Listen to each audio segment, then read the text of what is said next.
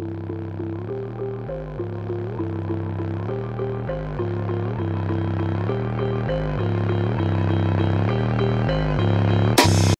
everyone, welcome back. My name is Akash Singh and I'm here to make things easier for you. So हम लोगों ने पिछले session में Python के basics देखे. What are tokens? How is a program created? हम लोगों ने ये भी देखा कि जितने भी प्रोग्राम्स लिखे जाते हैं वो स्टेप बाय स्टेप चलते हैं. फॉर एग्जाम्पल, स्टेप 1 में आपकी फर्स्ट स्टेटमेंट एग्जीक्यूट होगी, स्टेप 2 में सेकेंड स्टेटमेंट, स्टेप 3 में third statement. And then we saw कि ज़रूरी नहीं है कि हर बार ये फॉर्मेट फॉलो हो. Today we will look at control flow statement, जहाँ पर आप स्टेटमेंट्स के फ्लो को कंट्रोल करते हो. So let's look at some of the control statement जो पाइथन प्रोवाइड करता है. हम लोगों ने ऑलरेडी सीक्वेंस टाइप देख लिया है, जैसे 1 2 3 एंड 4. इस सीक्वेंस में आपका प्रोग्राम एग्जीक्यूट होता है. बट कभी कभी क्या होता है, आपको ये सीक्वेंस फॉलो नहीं करना है. प्रोग्राम के कुछ पार्ट्स ज़्यादा इंपॉर्टेंट होते हैं एंड कुछ पार्ट्स आपको एग्जीक्यूट नहीं करने हैं. फॉर एग्जाम्पल, अगर आपके पास 4 स्टेटमेंट्स है 1 2 3 एंड 4, आप 1 से 2 पे जाओगे, फिर आप डिसाइड करोगे कि आपको 3 में जाना है या 4 में जाना है. सो इन सब चीज़ों के लिए हम लोग different type of statements use करते हैं and they are known as control statements. So let's start by looking at the selection statement. What is a selection statement? So it is kind of a decision making. In the last example we saw, अगर हमें peanut bread बनाना है तो there are couple of decisions that you have to take. For example, the first step you will see is you have to check कि आपके पास bread है कि नहीं. तो यहाँ पर आप एक डिसीजन ले रहे हो. Now this decision can either be true और इट कैन बी फॉल्स. सो अगर ट्रू है तो आप इस पाथ पे जाओगे और अगर फॉल्स है तो इस पाथ पे जाओगे. So these selection statements are also known as if और if else statements. As we saw, Python एक हाई लेवल लैंग्वेज है, इसमें थोड़ी इंग्लिश का यूज होता है. सो इफ का मतलब है जहां पर आप डिसीजंस ले रहे हो. So using these selection statements, you can select which parts of the code you want to execute. For example, यहाँ पर हम लोग दो parts में से किसी एक part को execute करेंगे. So as any Python program, इसका भी एक syntax होता है. Syntax का मतलब है rules. Just like English has grammar rules, Hindi has grammar rules. Similarly, Python के भी कुछ rules होते हैं. तो selection statements, especially if else statements के कुछ rules होते हैं, वो थोड़े ऐसे दिखेंगे, जहां पर आप various type of if el statements को एग्जीक्यूट करोगे. सो यहां पर जो आप ये टेस्ट एक्सप्रेशन देख रहे हो, this is nothing but a condition. यहां पर भी एक कंडीशन है and this is also a condition. So condition का एक डेफिनेशन है कि condition can either be true, सिर्फ ट्रू हो सकता है, या फिर फॉल्स हो सकता है. It can not take any other value and based on this true false value आप एक स्टेटमेंट को एग्जीक्यूट करोगे एंड दूसरी को नहीं करोगे. So let's look at an example on how you can use these if el statements. For example, मैंने एक कंडीशन दी है, age is greater than 18, right? This is a condition. It can either be true और it can be false. So if age is greater than 18, print you can vote. ठीक है, ये तो मैंने सिंपल इंग्लिश लैंग्वेज में लिखा है, इसको हम लोग स्यूडो कोड भी बोलते हैं. बट अगर मुझे इसको पाइथन लैंग्वेज में लिखना है तो मुझे एक पर्टिकुलर सिंटैक्स फॉलो करना पड़ेगा. वो सिंटैक्स क्या है? We have to use the if statement. So if age is greater than 18, यहाँ पर हम लोग कोलन लगाएंगे and then we can say print you can vote. But sometimes ऐसा होता है कि सिर्फ कंडीशन ट्रू होने पे नहीं, मुझे कंडीशन फॉल्स होने पे भी कुछ प्रिंट करना होगा या फिर कुछ और स्टेटमेंट एग्जीक्यूट करनी होगी. उस टाइम हम लोग इफ एल्स यूज करेंगे. So if age is greater than 18 you can vote. Else, अगर आप 18 से छोटे हो, then you can print you can't vote.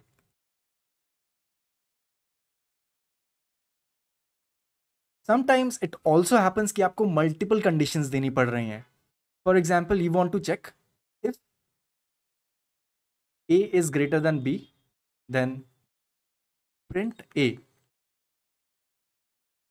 Else,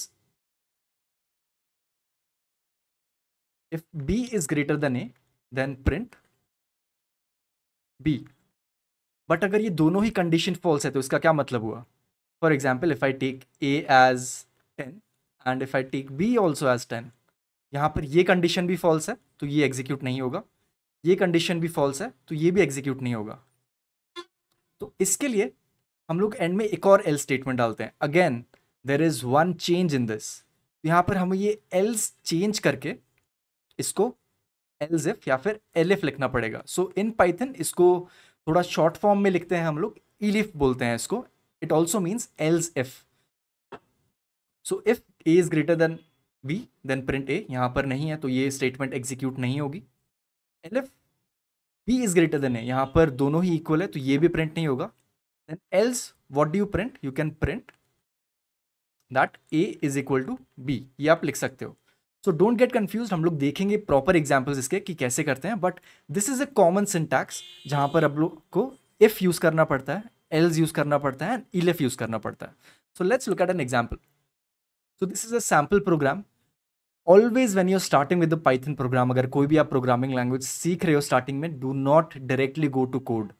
आप एडिटर डाउनलोड कर सकते हो, जुपिटर नोटबुक डाउनलोड कर सकते हो, but only after you have written your code on paper, and that is the best way to learn any programming language.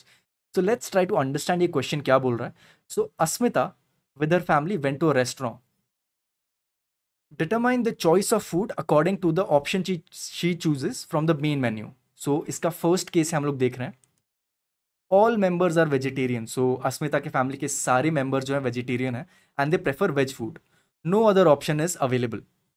So अगर आप इसको पेपर पे लिखोगे कैसा दिखने वाला है ये?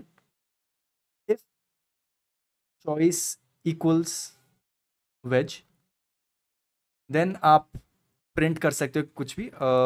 You have selected the choice or maybe you can get veg food, कुछ भी प्रिंट करोगे आप. How do you write this in Python program? It looks like this. The first thing is you have to take the input. Again, thumb rule, जब भी आप कोई Python programme लिख रहे हो, easy way to create that program है सबसे पहले आप लिखो कि इनपुट क्या होगा, फिर आप लिखोगे आउटपुट क्या होगा, and then you can decide कि मुझे क्या चीज़ें करनी है, क्या कैलकुलेशंस करनी है ताकि मुझे ये आउटपुट मिले इस इनपुट से. सो यहाँ पर हम लोग क्या ले रहे हैं, हम लोग एक चॉइस ले रहे हैं. Choice will be in string format. String is what? It is nothing but text. So यहाँ पर हम लोगों ने चॉइस इनपुट ली, enter the choice of food. So if someone types veg, then you will print welcome to vegetarian food house. So it is a simple application of if statement. But अगर similarly किसी ने veg के जगह non veg लिख दिया तो ये जो स्टेटमेंट है ये एग्जीक्यूट नहीं होगी और कुछ भी प्रिंट नहीं होगा. Let's look at case 2. Family members may choose non-vegetarian foods also if veg foods are not available. Then how do you write this program? So you can leave a comment under this video कि ये वाला programme जो है कैसे लिखा जाएगा. I can give you a hint कि यहाँ पर एक else statement आप यूज करोगे, but please let me know in the chat और comments आप ये प्रोग्राम कैसे सॉल्व करोगे. Now let's look at case 3. अब केस 3 क्या है? Family members can choose from variety of options. So options में हम लोग क्या दे रहे हैं? सबसे पहले हम लोग एक मेन्यू प्रिंट आउट कर सकते हैं. मेन्यू में क्या लिखा है? Veg, non veg and mixed. ठीक है, ये मेन्यू जैसे ही प्रिंट आउट हुआ तो यहां पर आएगा. What is the next line of code? यहां पर हम लोग चॉइस इनपुट ले रहे हैं. Choice input is in the form of string. Enter the choice of food. For example if someone enters mixed. ठीक है, तो क्या होगा अगर मिक्स्ड इनपुट आया? First, the code will go to this statement. If choice equals veg, no. ये वाला statement execute नहीं होने वाला है क्योंकि ये जो condition है, this is actually false. What did we see earlier? ये जो decision making है, यहाँ पर एक condition आती है. It can either be true or it can be false. तो यहाँ पर ये false है. Then the code goes to next line. यहाँ पर again choice compare की जाती है next option से non-veg. But हमारा जो input था, it is mixed. तो ये भी कोड एग्जीक्यूट नहीं होगा. And then it will go to the last line. Since ये दोनों फॉल्स है, एंड में एल्स स्टेटमेंट है. जब भी हम लोग एल्स स्टेटमेंट तक पहुंच जाए, इसमें कंडीशन देने की जरूरत नहीं होती है. इट मीन्स कि पिछली वाली जो दो स्टेटमेंट्स हैं वो फॉल्स थी and eventually else statement execute करनी ही पड़ेगी. सो आपका जो एंड में आउटपुट आएगा, it would be welcome to your favourite choice of foods. And this is a very simple implementation of if, elif, and else. Now let's look at another sample program. Write a program to get the length of sides of a triangle. तो हमें क्या करना है, हमें input लेना है sides of triangle. सो कितने inputs होने वाले हैं, 3 इनपुट्स. सो लेट्स से हम लोग 3 इनपुट्स क्या ले रहे हैं, 3 साइड्स ए, बी एंड सी. ए की वैल्यू कुछ हो सकती है, बी की वैल्यू कुछ भी हो सकती है, एंड सी की भी कुछ भी हो सकती है. So it will generally be an integer. चलो हम लोग इंटीजर लेते हैं. और maybe you can also take float. Float कहाँ पर यूज होने वाला है, जब भी हम लोग डेसिमल वैल्यूज इनपुट करेंगे. ठीक है, सो 3 इनपुट्स हैं यहाँ पर. And what is the expected output. Output होना चाहिए आइदर इक्विलैटरल ट्राइंगल और आइसोसेलेस ट्राइंगल और scalene triangle. I think you're in 11th standard, आपको पता होना चाहिए ये सारे ट्राइंगल्स की कंडीशंस क्या हैं. सो इक्विलैटरल ट्राइंगल में ए, बी और सी तीनों इक्वल होंगे. आइसोसेलेस में क्या होगा, आइदर ए और बी इक्वल हो सकते हैं, या फिर बी और सी इक्वल हो सकते हैं, या फिर ए और सी इक्वल हो सकते हैं. अगर ये तीनों में से ही कुछ भी नहीं है, सॉरी, अगर ये दोनों कंडीशंस में से कुछ नहीं है, then you can print out scalene triangle. So do you know how you are trying to solve this problem. सबसे पहले हम लोग कंपेयर करेंगे तीनों साइड्स की वैल्यूज. अगर तीनों साइड्स इक्वल हुई तो हम लोग कह सकते हैं कि वो इक्विलैटरल ट्राइंगल है. Then we can compare all of the 2 pairs and then we can say अगर इसमें से कंडीशन ट्रू आई तो it is an isosceles triangle, and अगर ये दोनों ही ट्रू नहीं हुई तो it is a scalene triangle. So ये तो हम लोगों ने सूडो कोड लिखा पेपर पे. हम लोग को थोड़ा समझ में आया कि कैसे इनपुट होने वाला है, कैसे आउटपुट होने वाला है. Let's look at the Python program. यहाँ पर हम लोग इनपुट फंक्शन यूज करेंगे taking the input from the user. So मैंने यहाँ पर साइड्स और सी ली थी पहले, बट आप कुछ भी ले सकते हो. यहाँ पर जो वेरिएबल नेम्स हैं, यहाँ पर जो आइडेंटिफायर्स हैं, उनका नाम है side 1, side 2 and side 3. Look at each statement. क्या हो रहा है, सबसे पहले हम लोग इनपुट यूज कर रहे हैं enter the length of side 1. इससे क्या होगा, यूजर इनपुट दे सकता है कोई भी side. For example if I said 7.1. But one thing to note about the input function is ये हमेशा स्ट्रिंग वैल्यू लेता है. हम लोगों ने पिछले सेशन में देखा था, जब भी हम लोग इनपुट फंक्शन यूज करेंगे it will always take the string value. अगर आप नंबर एंटर करो, कुछ भी एंटर करो, eventual data type will be string. So that is the reason हम लोग इसको फ्लोट में कन्वर्ट कर रहे हैं. How do we convert into any other data type. आप सिर्फ उस चीज को ब्रैकेट में डाल के बाहर फ्लोट लिख दो. जो भी आपको डेटा टाइप चाहिए आप वो बाहर लिख सकते हो. So with this first statement execute होगी ये, फिर आपकी नेक्स्ट स्टेटमेंट एग्जीक्यूट होगी ये, and the third statement would be side 3. So इससे हमें मिल गई side 1, side 2 and side 3. Once we have received all the sides, what do we need to check.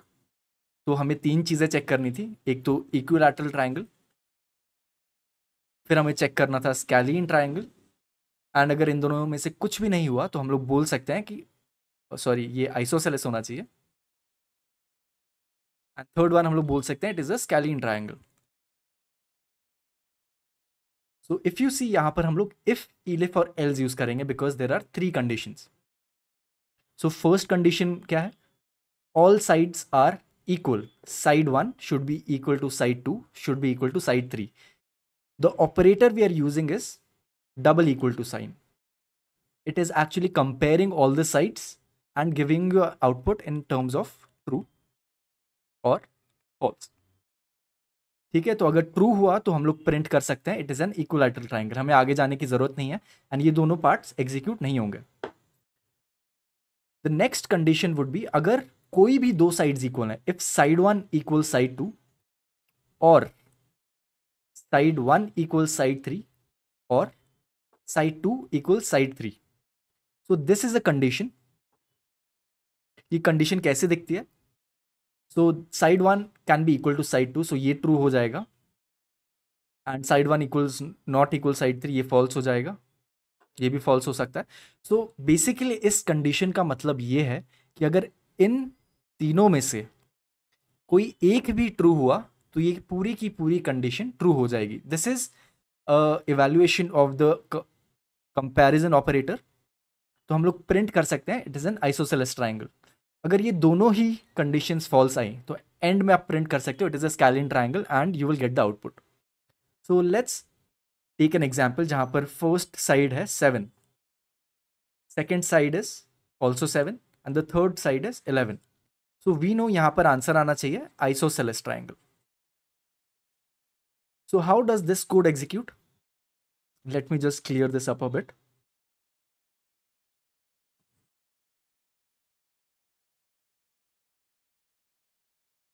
So that you can easily see कि हम लोग ये code कैसे execute कर रहे हैं एंड पाइथन कैसे ये कोड समझ रहा है. ठीक है, ओके. सो हम लोग के पास तीन साइड्स हैं. Side 1 is what 7, side 2 is 7, side 3 is 11. So first condition में जाएंगे. ये कंडीशन फॉल्स आने वाली है तो we will not execute this. Then it will move on to the next condition. elif is side 1 equals to side 2. This comes out to be true. And हम लोगों ने देखा अगर इन तीनों में से कोई एक भी कंडीशन ट्रू आई तो आपका जो फाइनल कंडीशन है उसका वैल्यू भी ट्रू होगा. ये पॉसिबल होता है और ऑपरेटर से. मूविंग फॉरवर्ड आप समझोगे कि धीरे धीरे और एंड में क्या डिफरेंस होता है. तो यहां पर हम लोग और यूज कर रहे हैं. So it will print out it is an isosceles triangle. If you find this program to be a bit complicated it is completely fine. आप थोड़ा पॉज लो, वीडियो को रिवाइंड करो, 5 मिनट दो and then you can again revise and check what is the process by which this code executes. And this is our control flow for if else or selection statement works. Selection क्यों कहा जा रहा है इसको? क्योंकि हम लोग select कर रहे हैं कि कौन सा कोड एग्जीक्यूट होना चाहिए एंड कौन सा कोड एग्जीक्यूट नहीं होना चाहिए. Okay, so we have seen sequence जहां पर 1 2 3 4 सीक्वेंस में एग्जीक्यूशन होते हैं. फिर हम लोगों ने देखा कि कुछ इंपॉर्टेंट पार्ट्स ही एग्जीक्यूट होने चाहिए. तो उस चीज़ के लिए हम लोग आइदर इफ़ यूज़ कर सकते हैं या फिर इफ़ एल्स या फिर इफ़ elif का लैडर.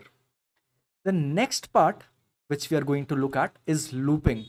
लूपिंग का मतलब होता है रेपिटेशन, जहां पर हम लोग चीज़ों को रिपीट करते हैं. Why do we use looping?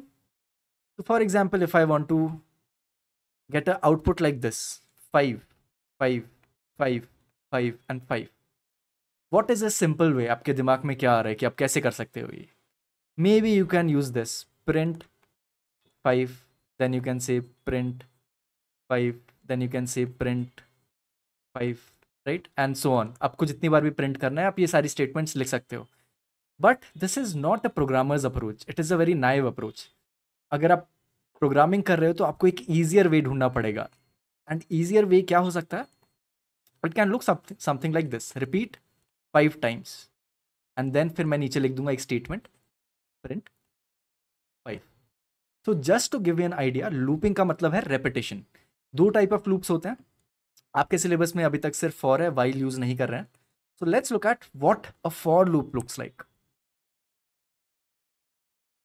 So looping statements in any programming language, ये सिर्फ पाइथन में अवेलेबल नहीं है, ये सारी प्रोग्रामिंग लैंग्वेजेस में अवेलेबल होता है. So it allows you to execute a block of code as many times as you like. Basically आप रिपीट कर सकते हो पर्टिकुलर स्टेटमेंट्स. जैसे ही अगर आप ये पिक्चर देख रहे हो it is actually a loop. इसमें मल्टीपल पिक्चर्स हैं जो बार बार लूप हो रही है continuously. It is not stopping. You can also call it an infinite loop because ये एंड नहीं हो रहा है, ये कंटिन्यूसली चल रहा है. How is a looping statement useful? For example अगर आपको कुछ स्टेप्स लिखने हैं, for example this is step 1, this is 2 3 4 and 5. आपने एग्जीक्यूट किया and then it starts to repeat itself and it continues to repeat until unless आपकी condition true है. ठीक है, आपको थोड़ा आइडिया आया होगा कि लूपिंग क्या होता है. Looping means repetition. Next thing we are going to look at is the syntax. जैसे हम लोगों ने इफ एल्स में देखा, आप समझ गए थे if else as a selection statement. So हमें उसके बाद सिंटैक्स देखना पड़ा, रूल्स देखना पड़ा कि पाइथन में कैसे लिखेंगे ये. So give me 2 minutes. हो सकता है आपको थोड़ा कॉम्प्लिकेटेड लगे ये, but give me 2 minutes, I will explain. So there are 3 things you have to understand in a for loop. For loop तब यूज किया जाता है जब आपको पता है कि आपको कितनी बार रिपीट करना है. For example, you want to repeat 5 times, then you can use for loop.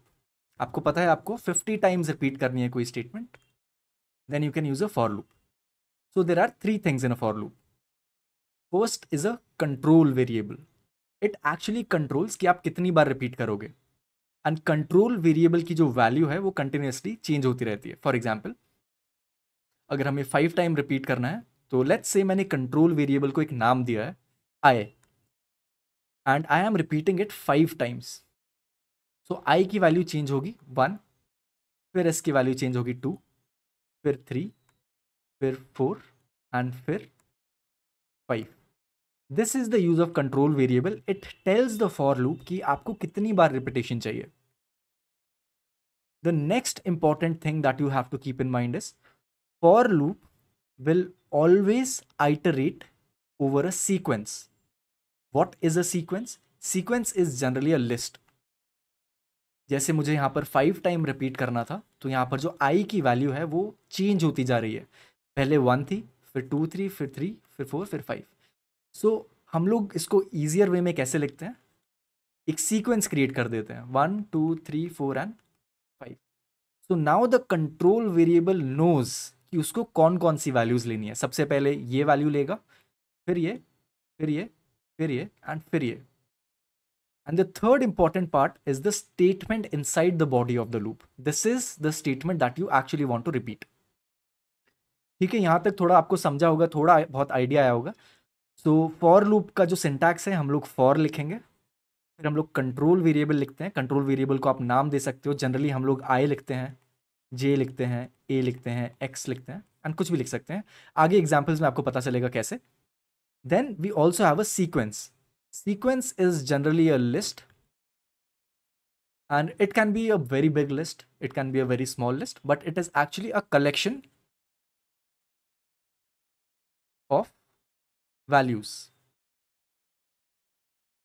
One thing to note, for loop तभी यूज होगा जब आपको एग्जैक्ट नंबर ऑफ आइटरेशंस पता है. जैसे हमें पता था यहाँ पर कि हमें 5 टाइम्स रिपीट करना है, इसलिए हम लोग ने फॉर लूप यूज किया. जब हमें नहीं पता है एग्जैक्ट वैल्यू, तब हम लोग वाइल लूप यूज करते हैं, but again that is not in your syllabus. So till now, I think you got an idea. Let's look at an example.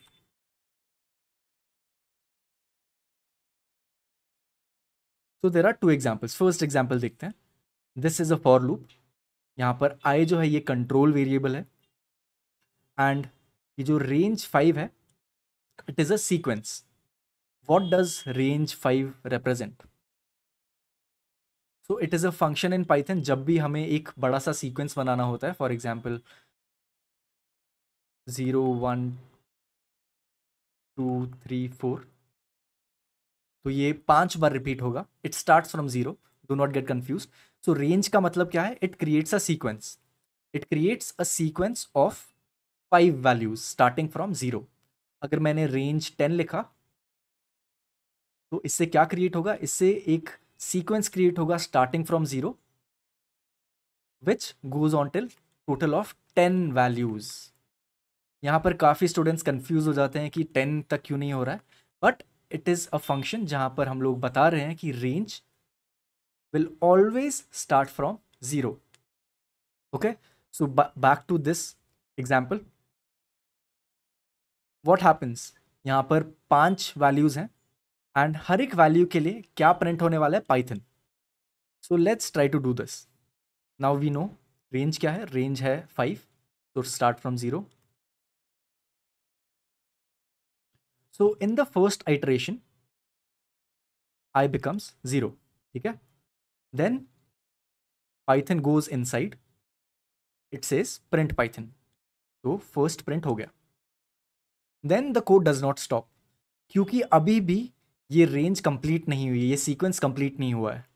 What happens? आई की वैल्यू चेंज होके 1 हो जाएगी. Then Python again goes inside, it prints Python. Then I becomes 2, it prints Python I becomes 3, it prints Python I becomes 4, and again it prints Python. But इसके बाद आपका जो sequence है वो हो चुका है खत्म, अब आगे कोई भी वैल्यू नहीं है, तो आपका जो लूप है वो एंड हो जाएगा. Same thing goes over here. यहां पर तो हम लोग एक कांस्टेंट वैल्यू प्रिंट कर रहे थे, but what happens here? Again let's see. I starts from 0, it prints the value of i. ठीक है, आई की वैल्यू क्या है इस टाइम पे? 0, तो 0 प्रिंट होगा.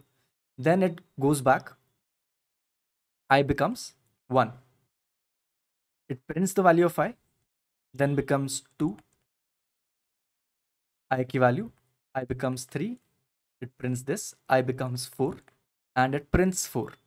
So this is how a for loop is operating. Already आप एक रेंज दे रहे हो जिसकी वजह से i की वैल्यू चेंज होती रहेगी, एंड फॉर ईच चेंज आप ये स्टेटमेंट एग्जीक्यूट करोगे. यहाँ पर ये दो स्टेटमेंट्स थी अलग अलग, दोनों स्टेटमेंट्स एग्जीक्यूट हो रही हैं.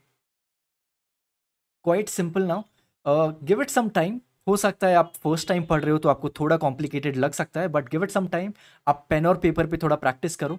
ये जो हम लोग सूडो कोड लिख रहे हैं, ये जो एग्जीक्यूशन लिख रहे हैं, it helps to understand how a for loop is working.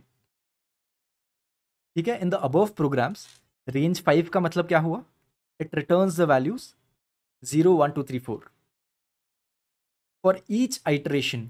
For each value i की वैल्यू चेंज होती रहेगी, एंड फिर हर एक वैल्यू के लिए वो स्टेटमेंट कंटिन्यूसली एग्जीक्यूट होने वाले टिल द टाइम ये रेंज खत्म ना हो जाए. Very simple now. Okay, so let's look at a sample program. Write a program to display even numbers and their squares between 100 and 110. Okay, so यहाँ पर input क्या है? यहाँ पर input कुछ भी नहीं है, हम लोग यूजर से कुछ भी input नहीं ले रहे हैं. ठीक है, but what do we have to do? We have to print even numbers. How do we decide if a number is even or not? एक सिंपल वे होता है, हम लोग 2 से डिवाइड करते हैं, फिर चेक करते हैं रिमाइंडर क्या है. अगर रिमाइंडर 0 आया तो it means it is an even number, but अगर रिमाइंडर 0 नहीं आया then we can say it's an odd number.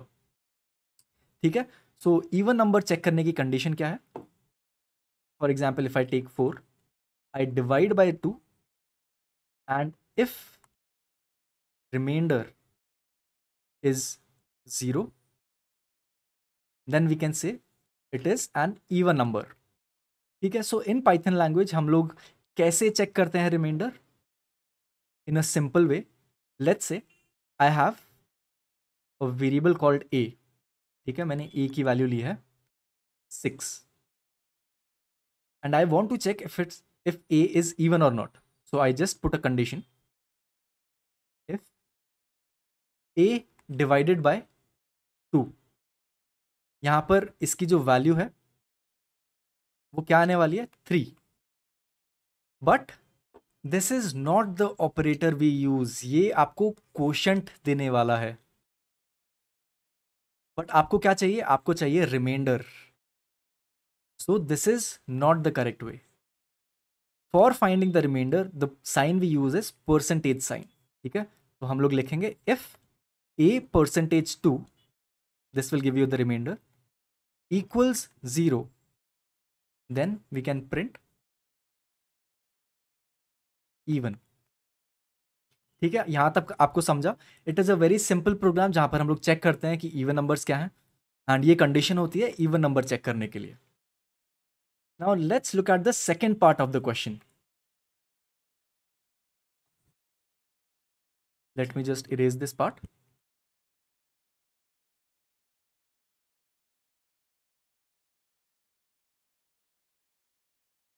Second part of the question है,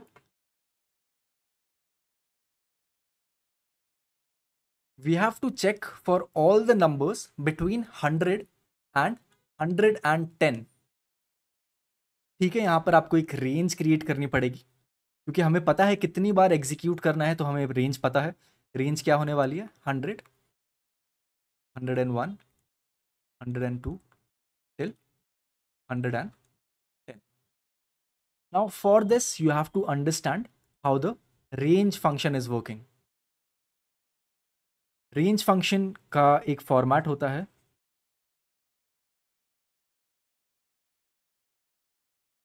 and the format is range 100 to 111. Why 111? Because when we say this, यहाँ पर जो आपकी values हैं वो स्टार्ट होंगी 100 से.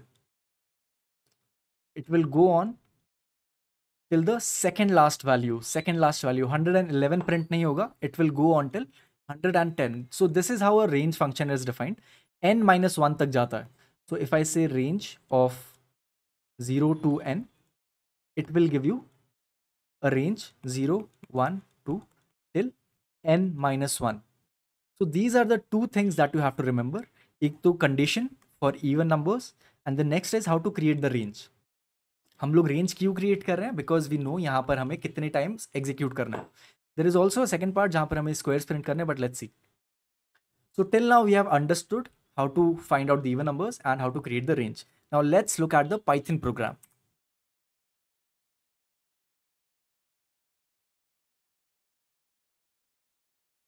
ठीक है, सो यहाँ पर रेंज क्रिएट हो रही है 100 से 110 तक. But what is happening here? यहाँ पर एक रेंज का अलग फंक्शन यूज हुआ है. We are not trying to calculate the even number. So range function का आपको एक और फीचर मैं बताता हूँ. इफ आई से range from 0 to n, it will give us 0, 1, 2, 3, 4 till n minus 1. यहाँ पर जो इंक्रीमेंट हो रहा है that is by +1, +1, then +1, then +1, +1. But if we want to change this +1 to any other number, अगर मुझे डिफरेंस 1 नहीं चाहिए, मुझे कुछ और डिफरेंस चाहिए, तो मैं वो भी मेंशन कर सकता हूँ using this additional input 0, n, 2. So what does this 2 imply? 2 implies कि मैं कितने से increment कर रहा हूँ. So this will give me a range 0, 2 because +2, then 4, +2, then 6, +2 and so on. If you remember, हम लोगों ने पिछली स्लाइड में क्या देखा था कि हम लोग इवन नंबर चेक कर रहे हैं, but that was a naive approach, a simple approach. A better approach would be कि मैं सिर्फ इवन नंबर्स के ही लिस्ट क्रिएट करूं, मैं इवन नंबर का ही सीक्वेंस क्रिएट करूं, जैसे ये.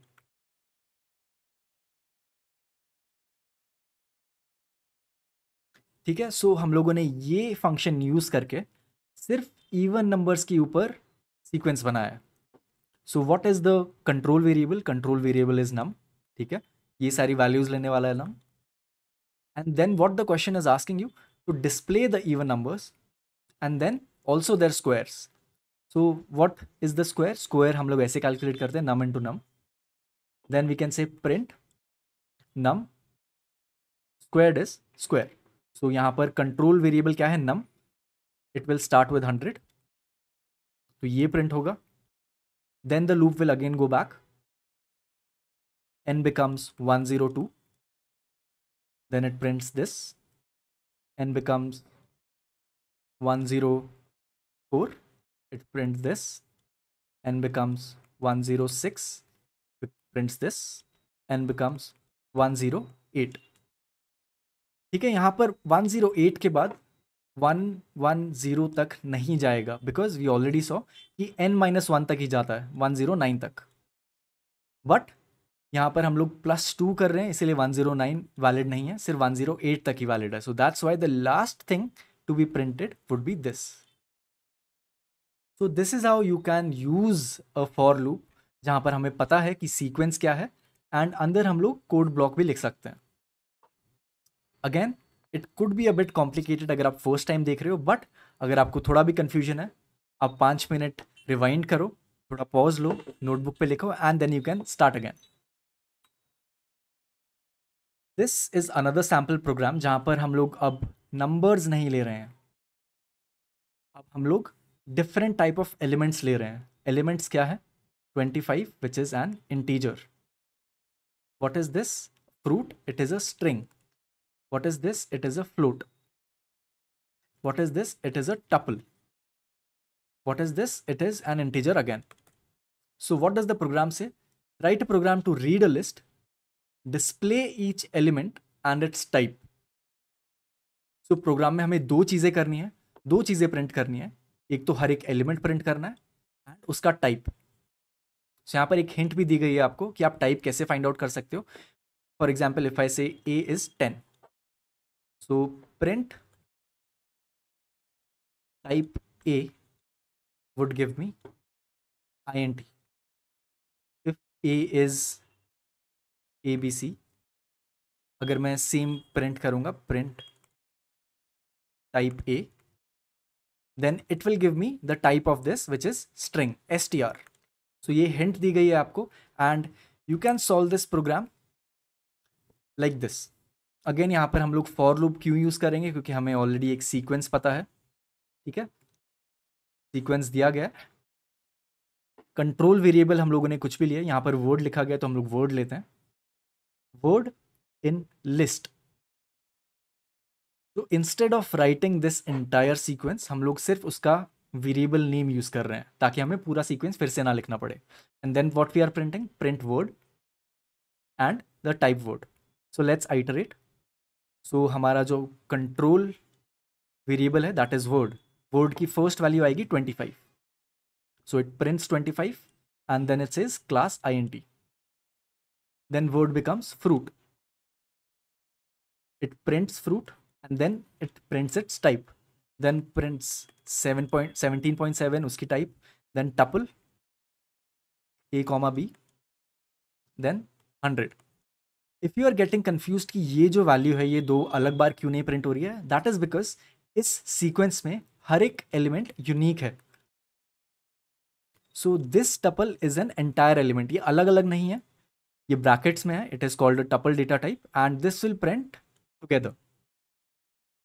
सो this was another simple program on how to use for loops, ठीक है। तो what you have to remember, in every for loop there is a control variable जिसको आप नाम दे सकते हो। हम लोग फॉर कीवर्ड यूज करते हैं उसके लिए, for control variable in is another keyword sequence, ठीक है। And then you are printing word and type of word. So whatever statement आपको एग्जीक्यूट करनी हो आप लिख सकते हो इसके अंदर।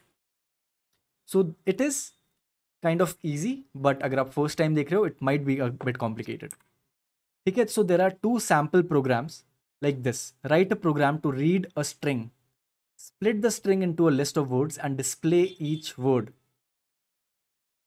ठीक है, इसमें आपको देखना पड़ेगा कि आप एक स्ट्रिंग को कैसे स्प्लिट कर सकते हो इनटू अ लिस्ट। सो इसके लिए हम लोग स्प्लिट फंक्शन यूज करते हैं, ठीक है, str.split.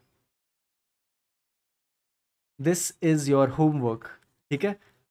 I need you to comment your answers in the comments and so that I can check it out कि आपको समझ में आया या नहीं। And this is another homework for you जहाँ पर हम लोग एक डिक्शनरी के थ्रू values print कर रहे हैं। Again, you can use Google, you can use your own notes, you can use help to create these programs.